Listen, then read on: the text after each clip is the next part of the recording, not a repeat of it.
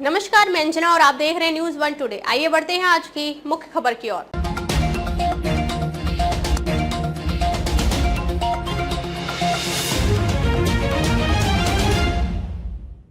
संविदा कर्मी का वेतन रोकने पर हाईकोर्ट सख्त, प्रमुख सचिव को लगाई फटकार, सैलरी देने का दिया आदेश। याचिकाकर्ता स्वास्थ्य विभाग में संविदा पर कार्यरत था, लेकिन पिछले 6 महीनों से उनकी सैलरी नहीं दी गई, जिसके बाद उसने हाईकोर्ट में याचिका दाखिल कर वेतन की मांग की थी। उत्तर प्रदेश के स्वास्थ्य विभाग के एक कर्मचारी ने पूरे शासन को पानी पिला दिया है। इस कर्मचारी को पिछले 6 महीनों से सैलरी नहीं मिलने के बाद उसने शासन के खिलाफ हाईकोर्ट में याचिका दाखिल की थी, जिस पर सुनवाई करते हुए कोर्ट ने प्रमुख सचिव महिला कल्याण एवं बाल विकास लीना जौहरी को कड़ी फटकार लगाई और 11 नवंबर से पहले उनकी सैलरी जारी करने का आदेश दिया। हाईकोर्ट ने प्रमुख सचिव के हलफनामे को खारिज करते हुए कहा, आप अपने दायित्व का निर्वहन ठीक तरीके से नहीं कर पा रही हैं।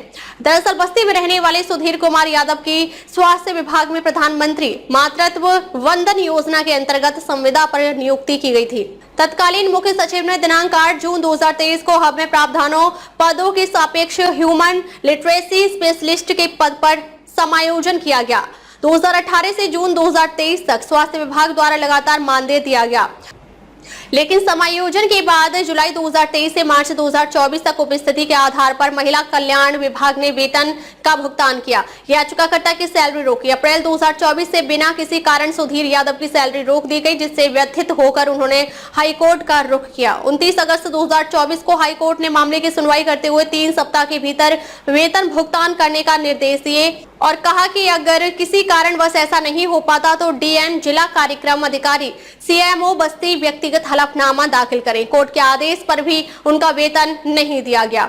शासन की ओर से कोर्ट में हलफनामा दिया गया, जिस पर 26 सितंबर 2024 को फिर सुनवाई हुई और कोर्ट ने इस नाखुशी जताते हुए हलफनामे को नामंजूर कर दिया।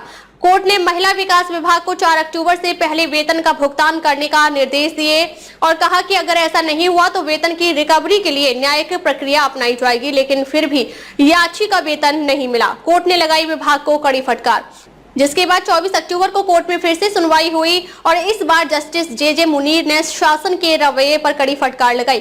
कोर्ट ने प्रमुख सचिव को कहा कि आप अपने कर्तव्य का निर्वहन ठीक से नहीं कर पा रही हैं, इसलिए कोई अन्य प्रमुख सचिव इस पूरे प्रकरण में हलफनामा लेकर अगली तारीख पर आए और सरकार का पक्ष रखे, जिस पर प्रमुख सचिव लीना जौहरी ने हलफनामा देकर कहा कि याची की नियुक्ति अस्थायी थी और 31 मार्च 2019 के बाद नियुक्ति बढ़ाई नहीं गई है, इसलिए वेतन नहीं दिया जा सकता, जिसकी विरोध करते हुए याची ने कहा कि इस संबंध में ना उन्हें कोई सूचना दी गई और ना ही संबंधित आदेश पारित किया गया। याची लगातार सेवा दे रहे हैं, जिसकी उपस्थिति को मुख्य चिकित्सा अधिकारी बस्ती प्रमाणित करके सितंबर माह तक के वेतन भुगतान के लिए शासन को लेटर भी भेज चुके हैं, जिसके बाद कोर्ट ने दूसरे प्रमुख सचिव से इस मामले में हलफनामा दाखिल कर जवाब मांगा है कि सरकार बताए कि कर्मचारी के वेतन के भुगतान से संबंधित क्या प्रक्रिया अपनाई जा रही है।